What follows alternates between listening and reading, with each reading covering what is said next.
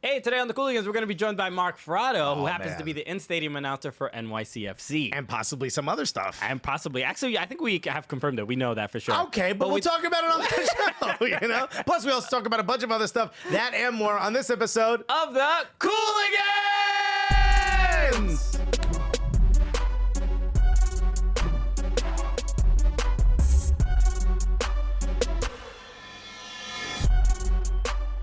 Yeah, baby!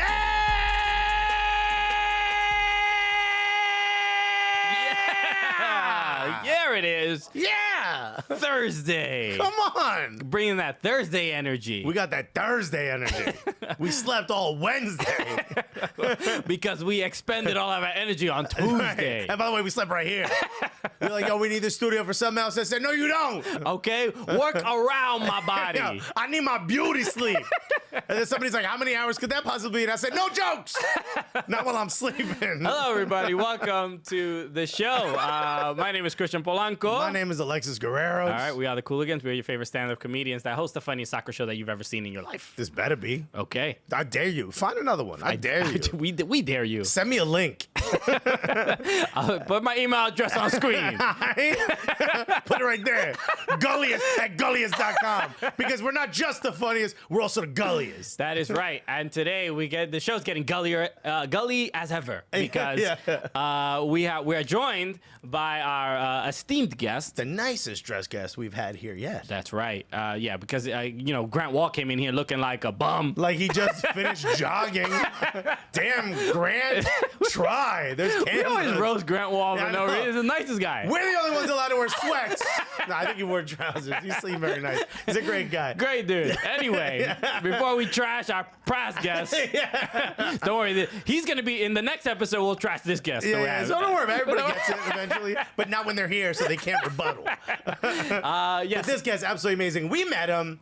I met him. I sat next to this guy watching the first ever NYCFC match at a place that no longer exists because they owed $500,000 in taxes.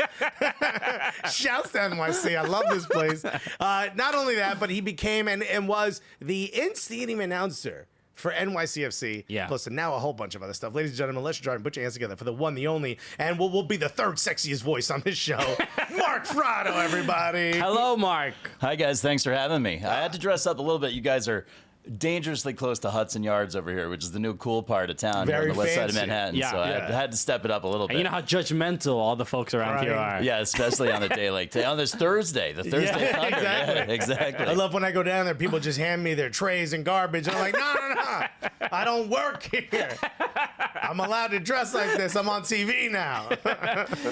Mark, thank you so much for joining us. This is really cool. We've like Alexis said, we've known you for a couple years, and I think the first time I met you was at an NYCFC event with was Patrick Vieira was there. You were like kind of emceeing the event. Was it Soccer in the City? Soccer in the City, something like that. So you sort of not only are you the in-stadium announcer, but you're sort of sometimes at a lot of these events, sort of the face of NYCFC. People are interacting with you. You're asking them questions. You're doing the Q&A and stuff like that. So I think the first question, how because based on your career, it seems like soccer was not really your background, but then a soccer team came to Yankee Stadium and boom, and you're there. So how'd that happen? So a couple of years ago, when the club was coming to New York, New York proper, and coming to Yankee Stadium, I got in touch with already shots fired. Said New York proper. This is Thursday. Yeah. You got that Thursday energy right off the Thursday gate. That Thursday Thunder. So we're gonna bring that up right away. But I saw that the club was coming in. It was something that I took a lot of interest in. I had an interview over there at the 600 3rd Avenue where their offices are. I didn't know if it was going to be an interview or an audition, right? So I wore a blue suit and I wore the blue and light blue tie and was ready to go. Just came in a full kit. Exactly. Yeah, the high socks, exactly. Just stabbing a rival I wore some indoor shoes. I didn't want to. You're juggling a soccer ball. Yeah, exactly. But no one would ever believe that. Nobody who's ever seen me actually play soccer would ever believe that. Man, you both, baby. I come, what I told them is the same thing I'll tell you guys. I never owned a scarf until I got my first New York City FC one, right? I didn't have a European club. I didn't have a Premier League team. My interest in soccer was always, I spent 15 years in college athletics. So I was always around really great college teams. Maryland, when I was there, certainly perennially year after year, they're very good. St. John's, I was there for 9 years.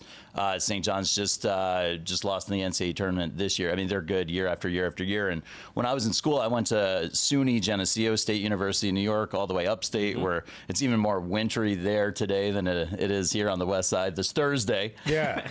But terrible snowstorm this Thursday. So I was the basketball and soccer and hockey and lacrosse announcer there. That was my student job all the way through college. So, my roommates were the soccer team. We soccer players and basketball players and hockey players. So we all got close during that time. So I've always been a fan of soccer, but just never at this level, either MLS level or world level. My interest always peaked when Team USA was in the World Cup, stuff like that. But yeah, this has been my most thorough, my deepest soccer involvement, and it's been great. I've really loved it ever since the first match, ever since the first away match when Alexis and I were trying to save that local establishment by trying to contribute as much as possible, toward our tab to try to dig them out of that hole that they were in. And based on how much they charge per beer, we could have paid off that tab. I thought the problem was solved just based on our performance alone that day. I remember this. So Alexis and I were sitting at the bar in that establishment, and I remember thinking next week I'm going to be the announcer for New York City Football Club, and I'm going to have however many tens of thousands of people out there. Yeah.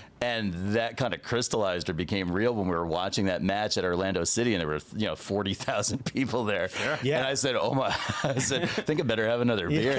Yeah. They're all going to be hearing my voice. Yeah, that was going to be a big deal. So and I was thinking I'm going to steal his microphone, and they're going to hear my voice as well. Hasn't happened yet. No, we're going to pirate radio our way in there. But Christian, to your point, so when Alexis and I met, I was a guy at a bar. I hadn't announced a match yet, but actually when a lot of people and I met, that's how that goes. But, but those soccer in the city events and the events where I've been able to kind of get out there and meet the fans, those have been some of the greatest things, some of the greatest things that have happened for me when it comes to New York City FC, because at Yankee Stadium or when we have the matches other places, I'm in the booth. Heavy security to keep people like Alexis from stealing that microphone or getting access to it. Honestly, yeah. Yeah, actually, a guy named Kent at Yankee Stadium, he's the best. He's our guy right outside the door, to make sure that no funny business occurs. But and he's in the funny business. So he's all sorts of fun, not just this. I but come all up there sorts. with a lot of bits. The guy's not laughing. No, he's not doing it. No, he's Specifically here for no funny business. Yeah, he's got the poker face at all times. I do love it because you care deeply about the club, and it's interesting coming from maybe a background that you weren't really following the sport and the league in general, right? And to now, like when we the NYCFC game in the playoffs, and we were taking the train together, I'm like, hearing your voice, I heard the sadness in it in the stadium. It felt very real and very palpable.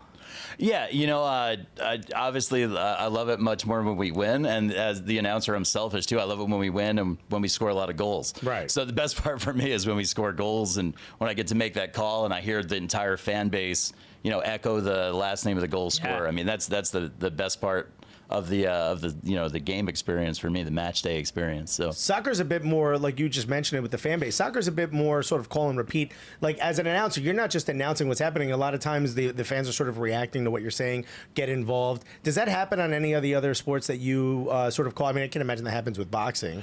Well, so I think soccer's a game of peaks and valleys. My baseball coach in high school used to say that, and I think it's true about baseball. It's true about soccer as well, right? There's constant action, there's constant activity, but it really builds to a crescendo or really hits like a high mark, when there's goal scoring chances or when there's different soccer moves or defensive plays in the middle of the field, ball changes possession or whatever. So I think there's peaks and valleys, and I think you have to be almost like an intelligent or educated fan to really appreciate soccer. I'll say that until I got in that chair at Yankee Stadium for New York City FC, I didn't appreciate soccer as much as I do now, having seen it, this many matches over the last 5 years. So I think I appreciate the game a lot more. I definitely understand it a lot more, moving with the ball, moving away from the ball, and, just getting ready for those opportunities, for those moments, that are going to happen. I announced now for the Washington Wizards in the first... Which is huge. Congrats. Thank you, guys. Thank you. The first game that I announced at home, we lost 159 to 158. to the Houston Rockets. We scored 158 points, and unfortunately, we didn't come away with the victory. Can you imagine a soccer match with 150? You know, so it's a I different. did see USA versus Cuba. It was pretty close. Felt kind of close. So obviously, when it comes to soccer, more than any other sport, I think there's a real premium on scoring. So if you're the announcer and you know, during that 2-hour time period, you know, it's maybe going to be the one goal, you know, your one chance to do your thing and to feel that frenzy from the fans. That was good alliteration, but did you guys write that down? All right. We'll save it. Yeah, no, appreciate that. Yeah, clip that part. And see if you can clip that. No, so that's, you know, you value those moments as the announcer. You know, just like you guys value those moments as fans. You know, you wait for that big play.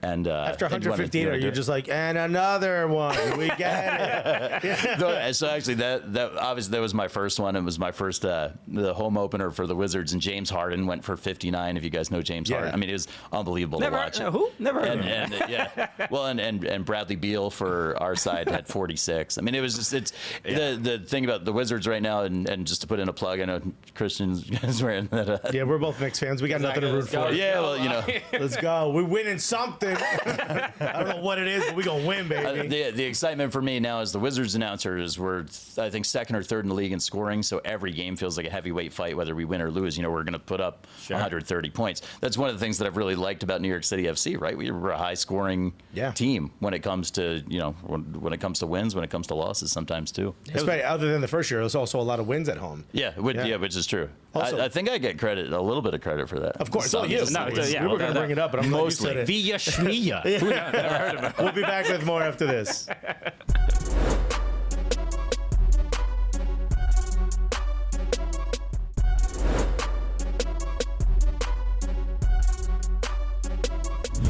All right, welcome back. We are here with Mark Fratto.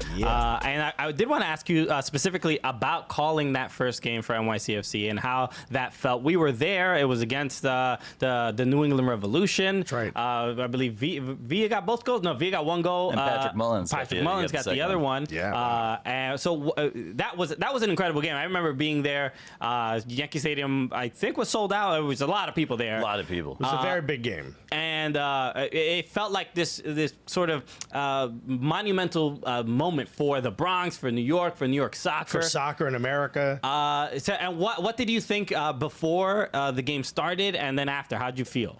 I thought it was an incredible experience on a couple different levels. One, you know, there's all those fans. You know, we had sat there the week before and we watched Orlando City, you know, that match on the road.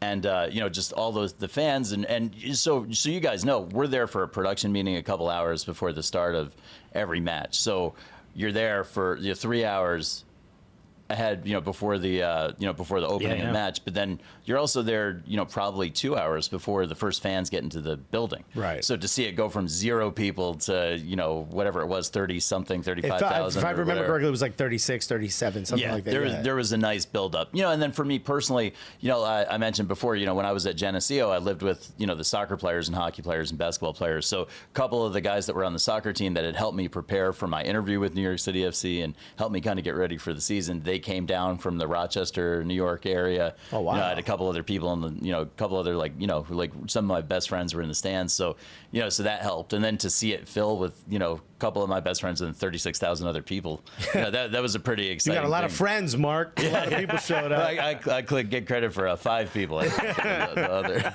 And then, you know, Villa broke through and he scored that first goal. And it was just, it was unbelievable. And I was supposed to let the fans respond with Villa's last name. Yeah. But nobody was really used to it. I don't know if you guys remember this, but nobody got used to that for about 4 full months. We actually spoke about this when it wasn't happening. You're like, I want the fans to say the last name. But it just sounds like you're like, goal scored by David. We're like, we're on a first name basis now, Mark. Look at Mark is just chummy with everybody. Yeah, well, or where'd they find this guy? He doesn't even know Villa's last name. You know, what's wrong with this? But I did on that first one ever. You know, the place was so loud. I don't know if anybody even noticed it, but I said Villa on that first one. Yeah. I haven't said the last name of a goal scorer since. Okay. But I said, all right, guys, I'm going to take the first one, and then we'll give you guys 4 months to catch this up is on. Mark's moment. Now Obvious. Does that make the job a little bit easier? Do you get half a paycheck because you don't got to say the full name?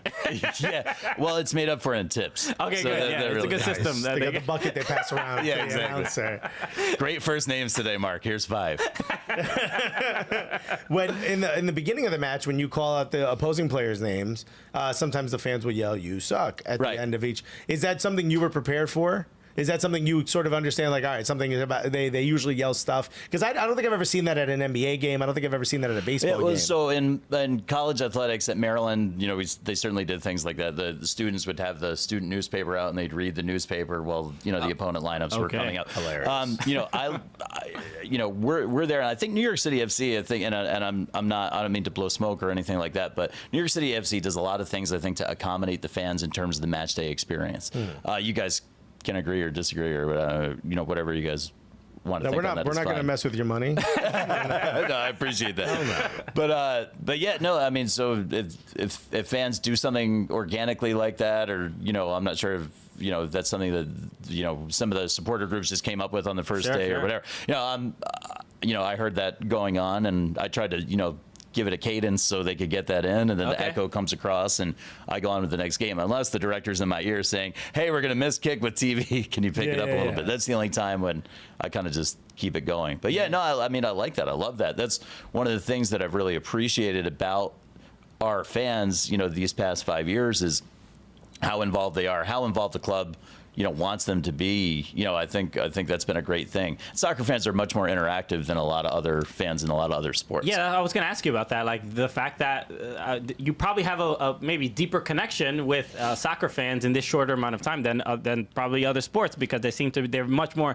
kind of involved and passionate. Was that a little startling at first?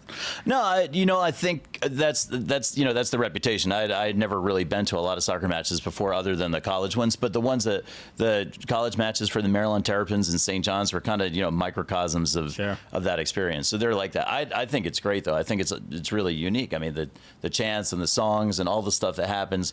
When we were talking about soccer before, I said it's kind of like a game of peaks and valleys. So like the songs and the chants and everything that builds up, during the valleys while you're waiting for. I went to an Islanders game a couple months ago, and they have a supporter section where they have banners. They have it's exactly like soccer, but it's like 12 people, but they're really trying to get this going. But it's difficult to get hockey fans that excited about the same way that soccer fans are. I think it's impossible in almost any other sport to constantly sit in the same seat.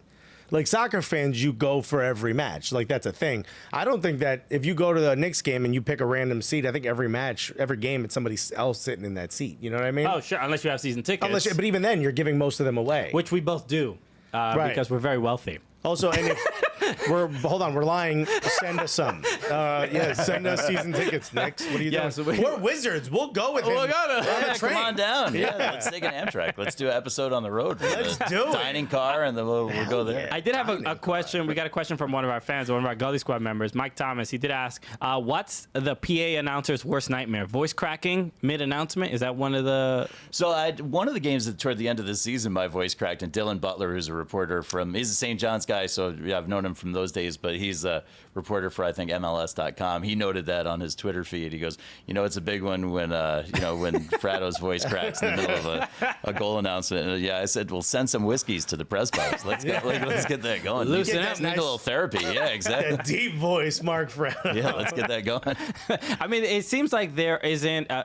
For the most part, when you hear the voice coming on in the stadium, it has to be somebody with a calming presence, some poise, right? And I sort of sense that from you. I don't sense Mark Fratto getting rattled very often. Mark is stoic. Yeah. Well, I don't know about that. There's some. Maybe I'm lying. Who knows? I'm feeling all the feels. That's how that's going to go during the course of a match or during the course of a season.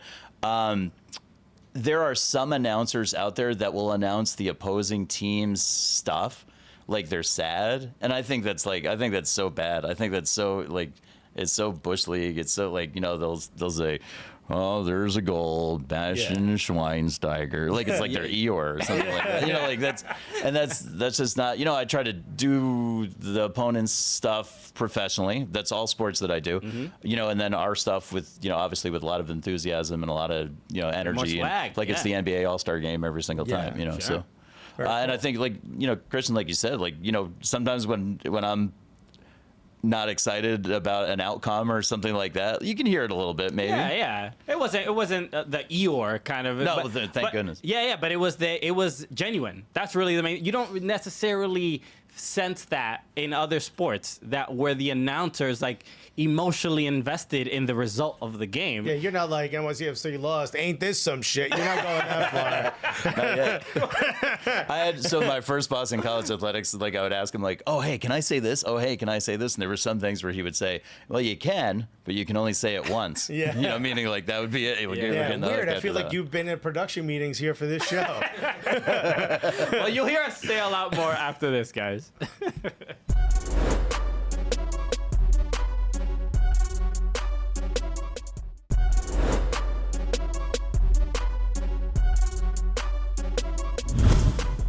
That's right, we're back, baby, and we are here with Mark Fratto, who announces not just the NYCFC games, but so much more: basketball, boxing, MMA now as well. Correct?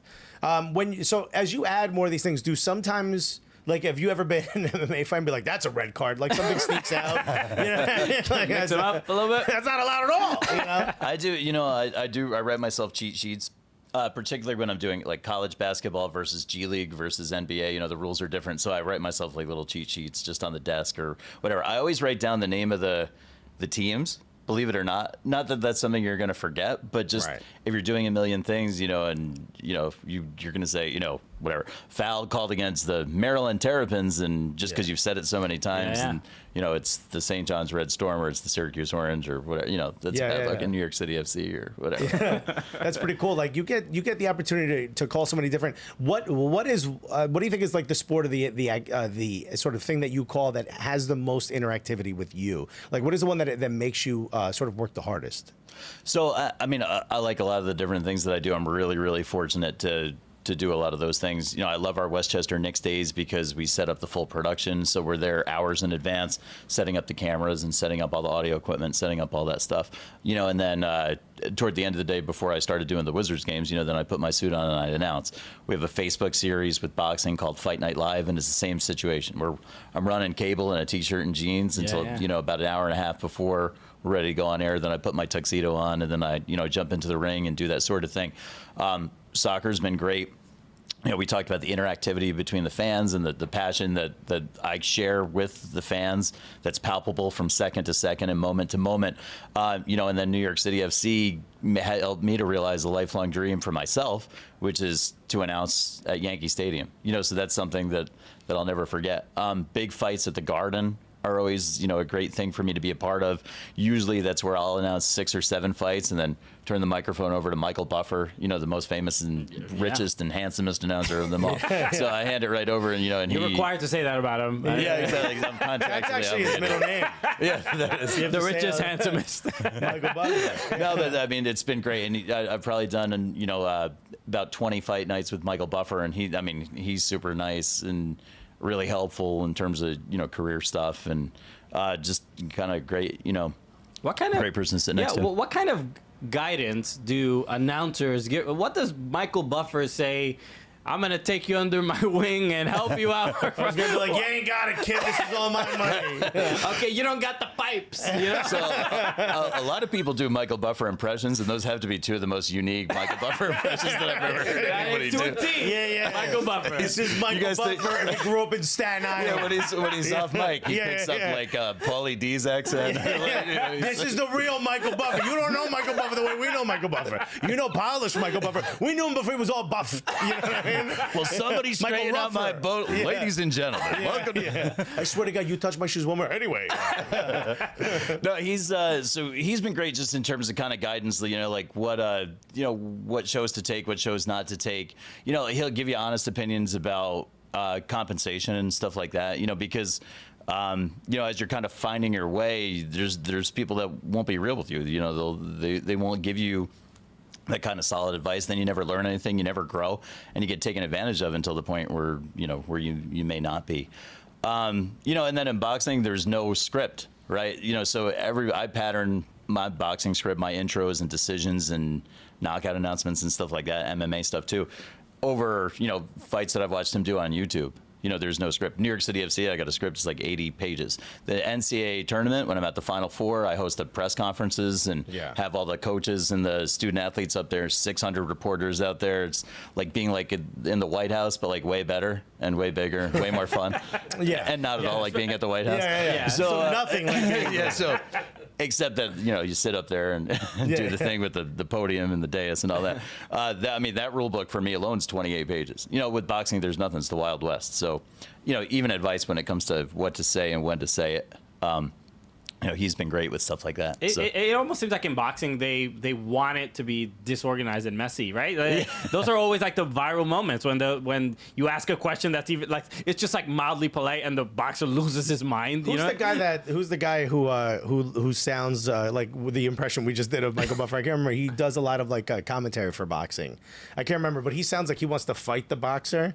Like, you know what I'm talking about? Like he's next to Max Kellerman all the time. I can't remember his name. I forget his name too. Short white hair, but he's like, I'll tell you, kid. When I was your age, like a lot of it is like, it's like this guy needs to calm down. I like this guy. You mean the great Harold Letterman? He was a boxing judge, and then he was a commentator. He always came in with the scores, and he would give his opinion on who won the last round and stuff like that. Recently passed away, but great guy, but definitely opinionated, and that's what made him great. Right up until his last, the last time he was on HBO. So probably in his coffin right now, still punch marks inside that coffin. Still spirited, still's got it. Wherever he is right now, he's still. What is for someone who does a lot of announcing and in-stadium announcing? Like, what is the goal? Like, as a player, you want to win the big championship. Is it for you to get the chance to call the big games? Like, what is the big sort of thing that you aim for? Yeah, I think for sure. I think it's like anything else, like any other job or any other thing. Where you're an athlete or which I'm certainly not. But no, you're speaking to two right now. So exactly, very elite.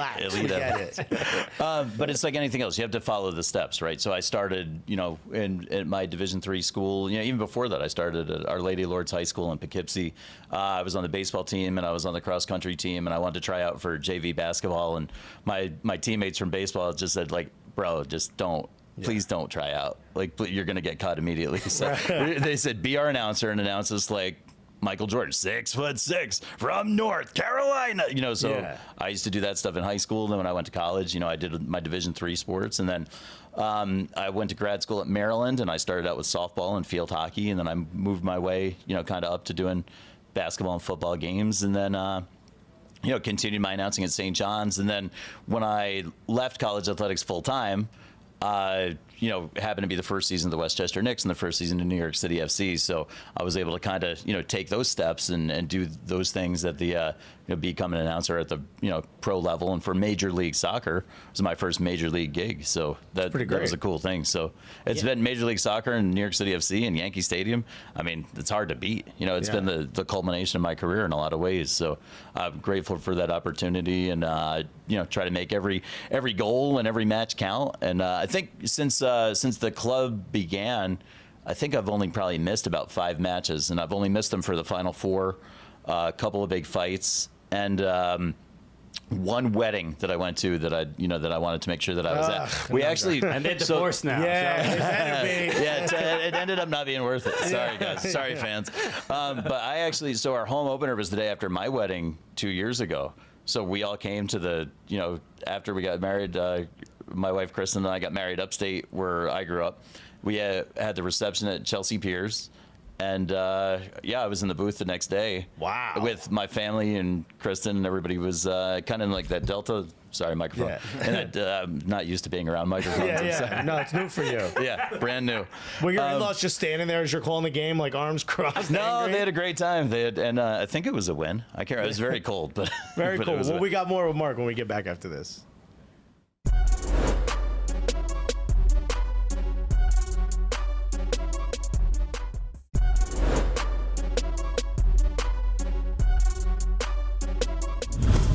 Yeah, baby, we're back, and we are here still with Mark Fratto. I have a question, because a lot of people, like athletes, prepare their bodies for the game they're going to play, right? Your pipes, right? Your voice, this is how you make your money.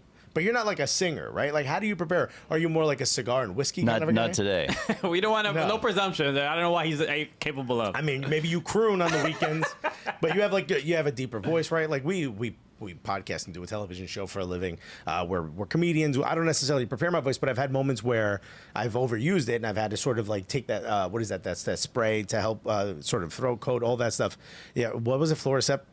Chloroseptic? That's not a word I would have ever used. Thank you, producer, for putting that in my ear. But Product placement. Nice job. I'll do it next time. Why do you Cooligans, prepare? brought to you by Chloroseptic. What do you do? Tea with honey? Like, what is your thing? I'm kind of just a drinking water kind of guy. I make sure that I'm hydrated. It's kind of funny. So I'm certainly not an athlete. I haven't been one for quite some time, but I box at Gleason's gym. I always say I'm the worst boxer at Gleason's gym. It's a great boxing gym, and I'm ranked 1,200th out of 1,200 fighters that are there. When I've been training, it's easier for me, believe it or not, it's easier for me to do a lot of games in a lot of weeks. When the schedule gets packed, if I'm in better health and in better shape, then I think I'm a better announcer. I don't know if that's just a mental thing or if that's a physiological thing, but it does help. But yeah, I drink a lot of water, and and I try to stay away from the whiskey or the cigar bars or whatever. If I have a couple days between, that's a different story. But if I have a number of things coming up in the same week, yeah, I gotta take care of that and make sure that I'm getting good rest and drinking a lot of water. And look at that, Alexis. staying away from those Somebody's things. preparing to do a job professionally. Yeah, well, I guess we just have different bodies. I perform better when I am drinking whiskey and smoking cigars. Some days it depends. Yeah. It depends. Do you have like quiet moments at home where you're like, nobody talk to Mark for the next 2 hours? Well, we have a 15-month-old Yeah, that he's getting his teeth. Yeah, so there's not many. They're very few and far between these days. Kid's not paying attention to the rules. We talked about this. Yeah, I think he doesn't. My speeches and lectures are lost on him right now. You've been doing this for 15 months. At some point, you got to listen. You should pick it up by now. There was another question we had from another Gully Squad member. Shouts to the Gully Squad for these amazing questions. Felix Palahi did ask, which booth is the most comfortable and best acoustic? So where's the best?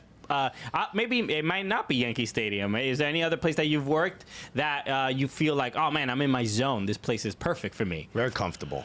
There's, a lot of these places I've done. Especially in boxing, I've done church basements and like some really bad places kind of on the way. Are you doing up. like bare knuckle fights or what's going on? Occasionally. We're in the backyard of Steven's house.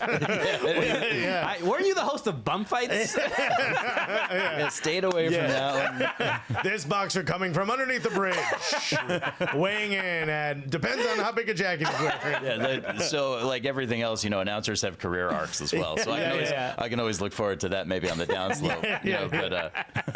But not really. No, I think Yankee Stadium sounds great. I think Madison Square Garden sounds great with the Wizards now at Capital One Arena. It's been a really great experience because they have a great sound system down there. I think you get a little bit more scattered results, than some of the boxing that I do. I've been lucky enough to do Madison Square Garden a number of times and announce fights in Vegas, and then this weekend I'll be in Philly and Atlantic City, and we'll see what they have for me when I arrive. Yeah. Do you get the press food, the press box food? Oh yeah, for sure. Yeah. Who has the best? I mean, I love Yankee Stadium because I can literally have ice cream before we go to the production meeting. So the ice cream machine's always on. So Nice. so that's a good thing. Unlike McDonald's. Yeah. Why don't you want to make a McFlurry, yo?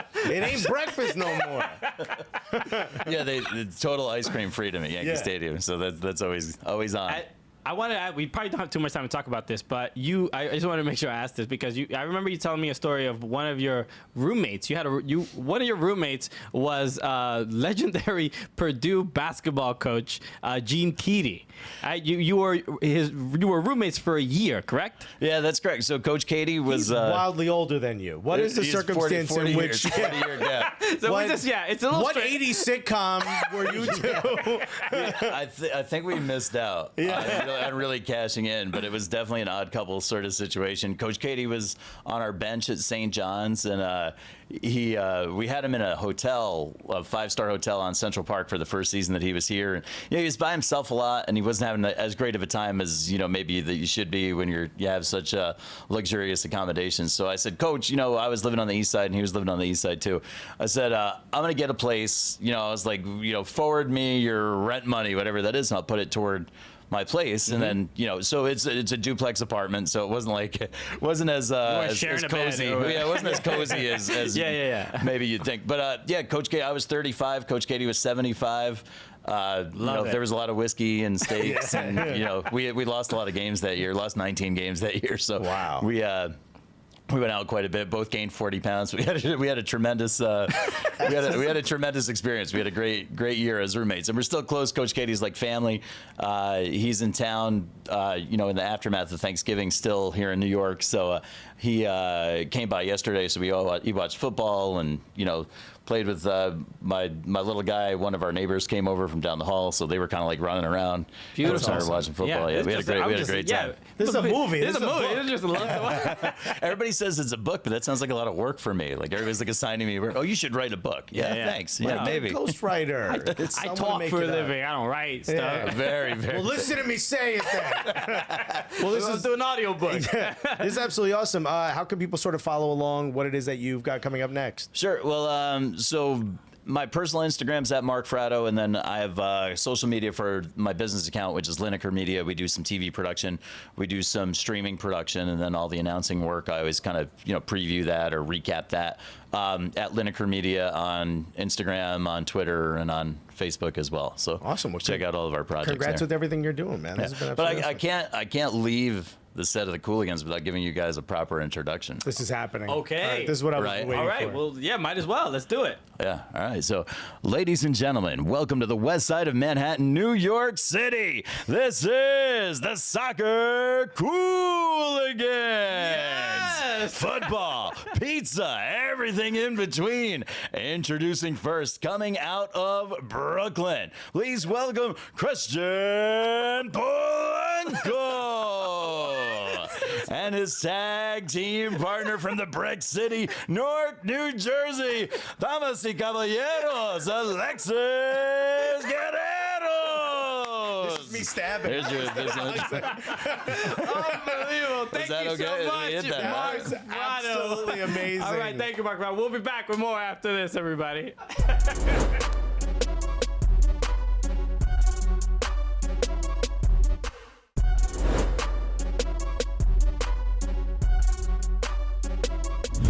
All right, we're back. Wasn't that great, Mark Fratto? Incredible.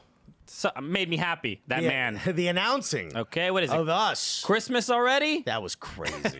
That was awesome. So thank you again, Mark Fratto, for joining us. There's a couple other things we need to talk about. In my head, I've always feel like I should be announced that way when I walk in a room. Oh, wow. So it was nice for that to finally happen. Oh, wow. Those voices are usually schizophrenia. Nah, it's usually like, yo, you amazing. It's never like, yo, stab someone. It's like, yo, you're amazing. Even though when he announced me, instead of the boxing, I was doing the stab because he said Brick City. You know what I mean? Yeah. Alexis has the opposite of depression. Yeah. You know? Yeah. Oh, yeah. Just like, When commercials are like, do you feel down? I'm like, nope, next channel. How could I? I got mirrors. so there's a couple of things we need to discuss. More news that are coming out right now. It's happening right in our ears. It's crazy. It's a Morse code in our ear. First, Inter Miami, there have been rumors of what because they still don't have a coach. They do not have a coach. Although their roster's filling up. Yeah, little by little. Yeah, they've got 7 midfielders, 5 defenders, now 2 goalkeepers, 2 forwards. Okay, but so they're figuring things out. But one of the names that popped up for possible head coach was Patrick Vieira, formerly of NYCFC, currently at Nice in Ligue 1. Well, he made it a big deal. Well, remember when he was at NYCFC, they found out that he had gone to France. And he was like, no. I was just visiting a sick family member. That's it. My grandmother died, yo.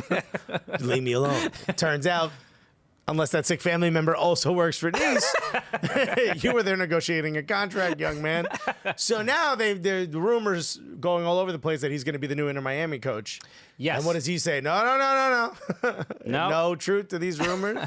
Yeah, he's saying that he still will be at Nice, even though Nice is not doing very well at the moment. I think he's in 10th or 12th place. I mean, he's not in the relegation zone. Yeah. So, but not only did we, so Inter Miami and also like Nashville, they made a couple moves. They just got Dominic Baggi from FC Dallas. Right. So they're trying to get players to hopefully not have a FC Cincinnati type season. You don't want an FC Cincinnati. That's all you don't want. But one of the names, actually, this was just announced for Inter Miami. They have just signed Luis Robles, his option was not picked up by the New York Red Bulls, so he's a free agent, able to go wherever he wanted. Well, he was captain, and you know what happens when you become captain of the Red Bulls? You're on a short leash. It is a game of the captain. The captaincy is a game of hot potato out there for the New York Red Bulls. We're gonna make you captain, but we're also gonna let you go in a year. So I hope you're cool with that. But he was making $500,000 a year. He was making a base salary of $490,000. So a free agent, you would assume, is gonna get paid more than that. Yeah. He's 35 years old. A great keeper. Still a great keeper, yeah. And here's the thing about keepers. They're good until their 40s. So you're fine, right? Great keeper. Clearly someone, I'm not a huge fan of having a goalkeeper be a captain, but having met him and having seen sort of how he sort of controls his back line and how he can help sort of guide the team. How he helped us run an auction. Yeah. I mean, he got so much more money than we expected.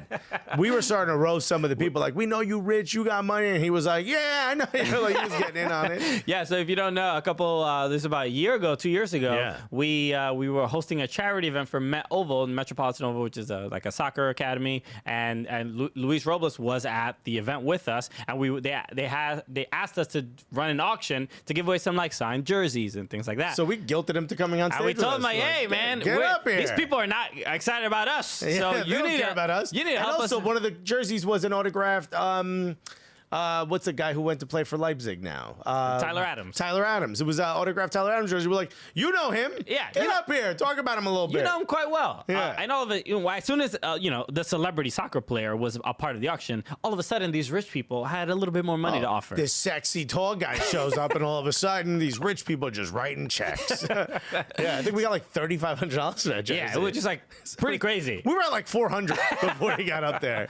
But no, we've gotten to hang out with Luis Robles a little bit, and a great dude. Wish him the best. I know he probably would have wanted to stay at New York Red Bulls for a little bit longer, maybe be a little bit of a lifer or end his career with the team, but that unfortunately is not the case. Yeah, it's a real shame, but he's also one of those players that you bring in, but he adds stability, he adds a little bit of sort of guidance. This makes me a bit more comfortable about Inter Miami's inaugural season. I think you would think they're going to be a little bit they're not going to be giving up a bunch of goals. I mean, it all depends on the back line. But yeah, so far they've got one really great piece. I feel a little bit better. That's all. Yeah. I'm not saying they're going to win the league, but yeah. The water's got a little less choppy around Miami just now. That's all. Exactly. So, okay, we'll talk about a little bit more right after this, guys.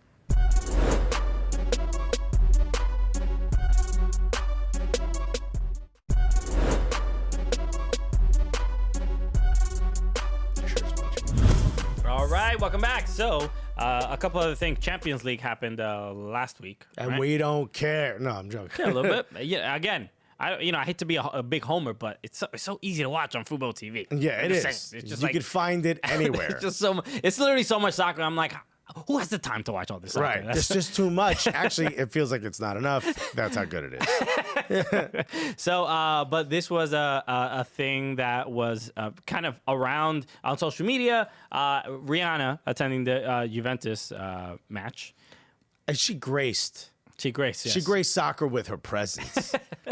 And also, she did it up big. Like, like when big-time soccer players show up to games, especially when it comes to things like Champions League, they do it up big. Nobody does it up bigger than Rihanna. She showed up stunting.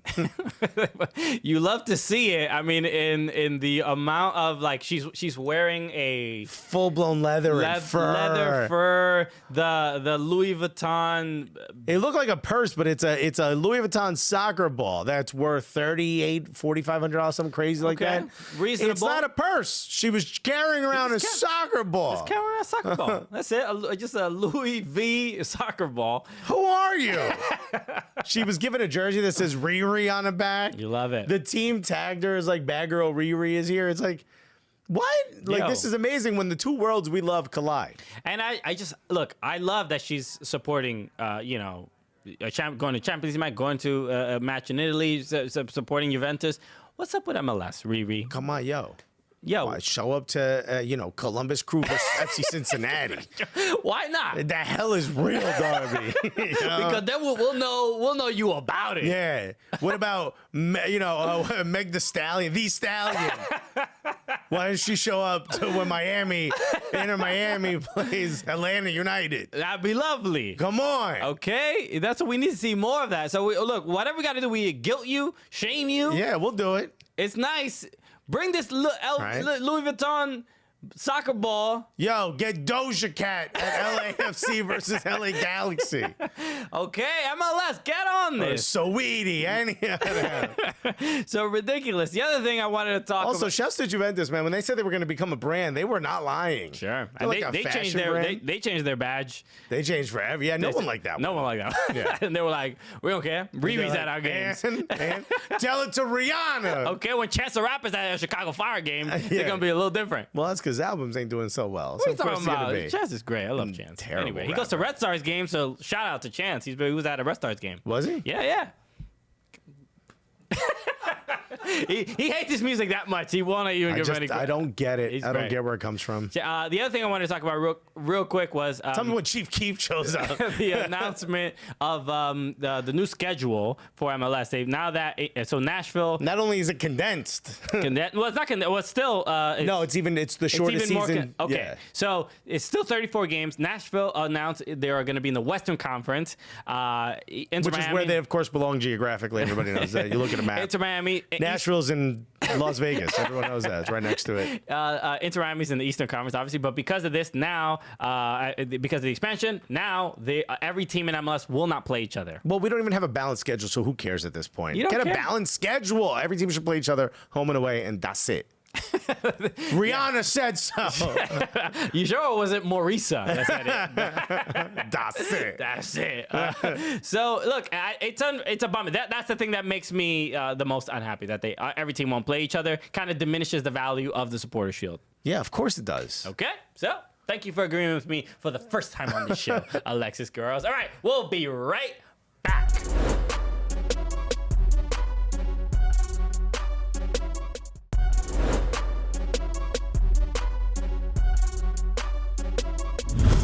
All right, you did it. That's right.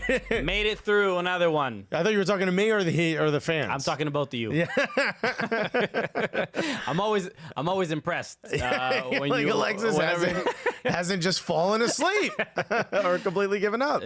Incredible. Yeah, so it's already been our 24th episode of, How crazy of is this that? television Buddy, show. congratulations. Look at that. Look at this. We did a quarter of 100 shows almost. Okay. Yeah. Yeah, he's right about that. Ah. Thank you again for tuning in. Shout out again to Mark Fratto for joining us. Incredible. If you go to an NYCFC game, he is the voice that you will be hearing. Awesome to have him join us. You'll here also today. probably hear us because we're very loud at the games. That's right. So it's not just Mark. So again, thank you again for tuning in. Make sure you follow us at Soccer Cooligans. Follow at Fubo Sports. Also, follow the YouTube channel if you guys want to watch some of the older episodes that they go up on the YouTube channel. See what we look like. We're gorgeous. Also, next week we got two guests. We're going to be joined by Iko Power of Minnesota United. And Ivis Galarsa. Okay. Of Only people named were eyes. of SBI Soccer. So make sure you tune in next week. It's going to be great. So I'm Alexis. my name is Christian Polanco. I'm Alexis Guerreros. Together, what are we? The Cooligans!